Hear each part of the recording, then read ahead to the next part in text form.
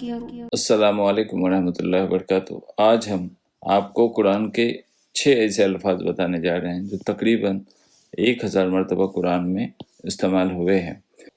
اس میں سے 3 حرف آج کے لیکچر میں دیکھیں گے اور 3 حرف ہم اگلے لیکچر میں دیکھیں گے انشاءاللہ۔ تو ہم شروع کرنے سے پہلے میں آپ کو یہ بتانا چاہتا ہوں کہ یہ قرآن کا جو چینل ہے اس کو قرآنک عربک کہتے ہیں۔ یہ قرآنک عربک چینل میں ڈاکٹر عبدالستار انتولے اس نے شروع کیا ہے، اور اس انٹینشن سے شروع کیا ہے کہ میں آپ کو جو کچھ مجھے آ رہا ہے، قرآن کی سمجھ جو کچھ مجھے اللہ تعالیٰ نے عطا کی ہے، میں آپ تک اس کو پہنچاؤں، اور جس طریقے سے میں نے آسان طریقے سے قرآن کو سمجھنے کی کوشش کی ہے، وہی آسان طریقے سے میں آپ کو بھی سمجھانے کی کوشش کروں۔ تو اگر آپ نے ابھی تک یہ چینل کو سبسکرائب نہیں کیا ہوگا تو سبسکرائب کیجئے اور لوگوں تک شیئر کیجئے تاکہ آپ کو بھی فائدہ ہو اور لوگوں کو بھی فائدہ ہو۔ تو یہ پہلا حرف ہے کانا۔ کانا یعنی تھا یا ہے۔ سورہ آل عمران کی آیت نمبر 95 ہے۔ اعوذ باللہ من الشیطان الرجیم، بسم اللہ الرحمن الرحیم۔ قل صدق اللہ فاتبعوا ملت ابراہیم حنیفا وما کان من المشرکین۔ اللہ نے سچ کہا کہ کہہ دو کہ اللہ نے سچ کہا کہ تم اتباع کرو ملت ابراہیم حنیف کی۔ حنیف یعنی جو یکسو ہو کر ایک دین کی پیروی کر رہا تھا اس کی۔ وما کانا، ہم جو دیکھنا چاہتے ہیں کہ وما کانا من المشرکین، اور وہ یعنی اور، ما یعنی نہیں، کانا یعنی تھا یا تھے، وما کانا من المشرکین، اور وہ نہ تھا مشرکوں میں سے۔ تو یہ اس کا استعمال ایسے ہوتا ہے کہ وما کانا، کانا یعنی تھا یا ہے، اس کا استعمال اس ورس میں، آیت میں ایسے ہو گیا ہے کہ اور وہ نہ تھے مشرک۔ اوکے، تو نیکسٹ لیتے ہیں ورڈ جو استعمال ہوا ہے بار بار قرآن میں، وہ ہے نمبر 2، کانت۔ کانت یعنی وہ تھی۔ اب وہ کانا یعنی وہ مذکر کے لیے استعمال ہوتا ہے، اور کانت یہ مؤنث کے لیے استعمال ہوتا ہے۔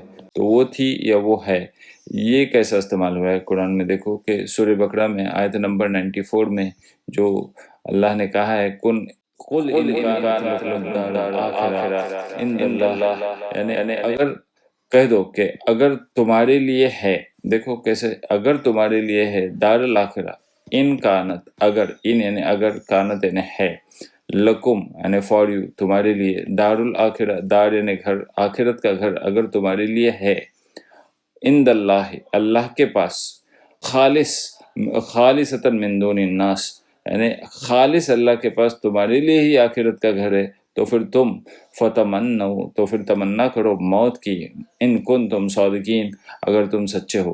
یہاں پہ دیکھو کنتم کا بھی استعمال ہوا ہے اور یہاں پہ کانت کا استعمال ہو گیا۔ تو یہ کانت اس لیے استعمال ہو گیا، یہاں پہ مذکر کے بدلے مؤنث کا استعمال اس لیے ہو گیا کیونکہ یہ آخرہ ہے نا، یہ ہے مؤنث، تو یہ مؤنث ہونے کی وجہ سے اسم، یہ کانت کا استعمال، حرف کانت استعمال ہو گیا ہے۔ نیکسٹ جو حرف ہے اس کو دیکھتے ہیں، یہ ہے کانو، اور یہ کانو یعنی وہ سب تھے یا وہ ہیں۔ یہ مذکر میں ہم استعمال کرتے ہیں جب سب لوگوں کے لیے، پلورل کا استعمال جب ہوتا ہے تب اس کو استعمال کرتے ہیں۔ اب اس کو جو اللہ تعالیٰ نے استعمال کیا ہے وہ ہے سورہ بقرہ کی آیت نمبر 134 میں، اور وہ ہے تلک امۃ قد خلت لها ما کسبت ولکم ما کسبتم ولا تسألون عما كانوا يعملون، یعنی یہاں پہ دیکھو کیسے استعمال ہوا ہے، ولا تسألون یعنی عما كانوا يعملون۔ تلک یعنی وہ امت، یعنی وہ ایک امت تھی، قد خلت جو گزر چکی، اللہ ان کے لیے ہے، ما کسبت جو انہوں نے کمایا، ولکم اور تمہارے لیے ہے، ما کسبتم جو تم نے کمایا۔ تو ولا تسألون، اور لا یعنی نہیں، تسألون یعنی تمہیں نہیں پوچھا جائے گا، تسألون سوال کرنا، تسألون اما کانو، اما یعنی وہ جو، کانو کو ہم دیکھ رہے ہیں یہاں پہ، کانو یعنی وہ تھے، وہ جو کرتے تھے، یعملون وہ جو کرتے تھے، وہ تم کو نہیں پوچھا جائے گا۔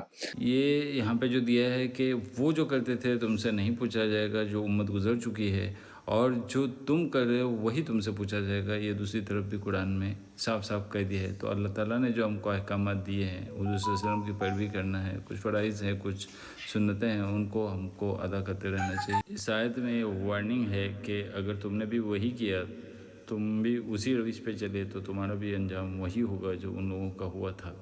تو یہاں پہ ہم یہ فوکس کر رہے ہیں کہ کانو کا استعمال کیسے ہو رہا ہے. تو کانو یعنی وہ سب تھے، کانو یا ملون یعنی وہ جو کرتے تھے. وہ حرف ایسے ہیں جو ہم نے دیکھ لیا. ایک تھا کانا، کانت، کانو،